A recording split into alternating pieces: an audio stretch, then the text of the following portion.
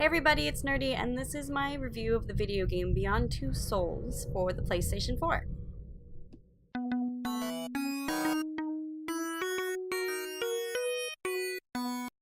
Beyond Two Souls was developed by Quantic Dream and published by Sony Computer Entertainment in October of 2013 for the PlayStation 3.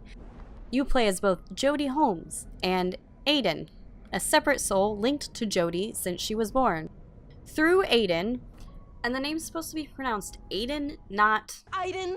Jodie has the ability to use his supernatural powers to control things and people around her. But when I say control things and people, I mean only very specific things and people, and there's also no real reason why Aiden can't just control all of the things and all of the people around.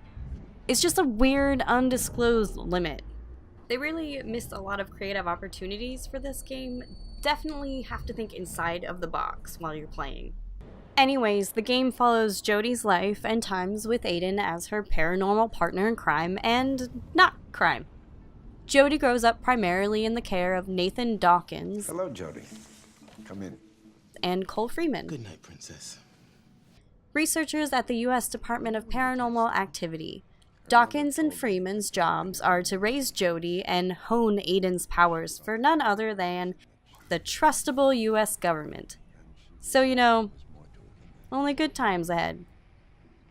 So when you start the game, you can choose to play the game through in either the non-linear timeline, which is the original way it was released, or the chronological timeline. I chose the non-linear timeline, and quite honestly, I wish I had chosen the chronological, because when you're playing a game and it jumps around time-wise, it kind of loses a little bit of tension when you go back in time for certain characters, because you know, like, they have to be fine, because I just saw them in the last little vignette thing that I just played, and they're fine then, so you kind of, like, already know what's going to happen a little bit. Beyond Two Souls is an interactive drama, and so the game is filled with choice and QuickTime events.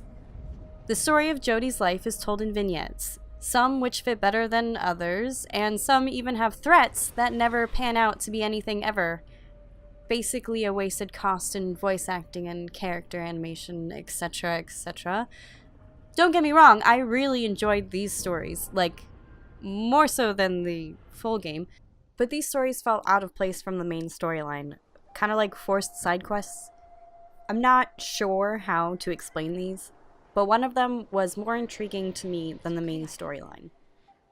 No reason to be nervous. Speaking of the story, playing it on the non-linear timeline ruins the idea of choice.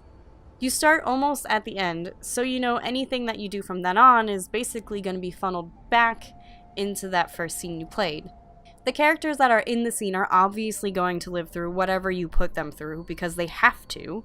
It's hard to fail in Beyond Two Souls. You kind of have to consciously make the choice to fail certain characters in order to get those trophies, which after my entire playthrough is what this game felt like. Trophy hunting. I think this could have been an awesome game if all the choices actually mattered, instead of funneling the player into an end game where only a couple choices really mattered. There's like 3 or 4 choices that actually impact the characters' lives, and that only comes in the end game. The slow motion actions in this game are just awful. In the tutorial, it tells you that you just use the left analog stick to hit towards the motion that Jodie's moving, but in game, it doesn't work. It's either super ambiguous or just like outright wrong. It's really bad. I can't tell you how many times Jodie was going right or left, and I went the same way, only to find out that was wrong. It absolutely doesn't flow with how you're taught in the game or how you would react in real life. If it's not Jodie's movement throwing you off, then it might be the actual camera angle not showing you a clear indication of what the fuck you're supposed to do. Playing Aiden in this game is disorienting as fuck. It's like getting your sea legs. It's like you're playing as a helium balloon that's getting away from a tiny child, but not far enough away. When you play as Aiden, it's initially shown to cause Jodie pain the longer Aiden is out doing his thing. There's only a couple of vignettes that show Jodie in any kind of pain due to Aiden. The game just doesn't stick to that reason. Aiden possesses a lot of different powers, like levitation, intangibility, telekinesis, possession, force fields, healing, and the ability to read the souls of dead people. Aiden's powers are, in theory, endless. These powers aren't a free-for-all. It's pretty specific. You're only allowed to possess certain people, read certain souls, etc., etc. It's the opposite of how Heavy Rain allowed you to open nonsense drawers and use the toilet. I just wish I could have done nonsense things as a paranormal being instead of having Aiden streamlined. So moving around the map involves a lot of dot manipulation. These dots show you what you can interact with, but they're just dots, so you, again, have to guess which way your joystick is supposed to go. Some of them are more obvious than others, and when I say than others, I mean you're going to be moving the joystick in the exact opposite way than you would think. Jodie moves a lot slower than you think she would in urgent situations. I had the same problem with the characters in Heavy Rain. Playing 2 out of the 4 Cage games right now, I'm kind of thinking that maybe he doesn't know what urgency is. Maybe he doesn't know they should be running or at least walking swiftly. But it's just not having the ability to run whenever you feel like you need to in a game irritates me.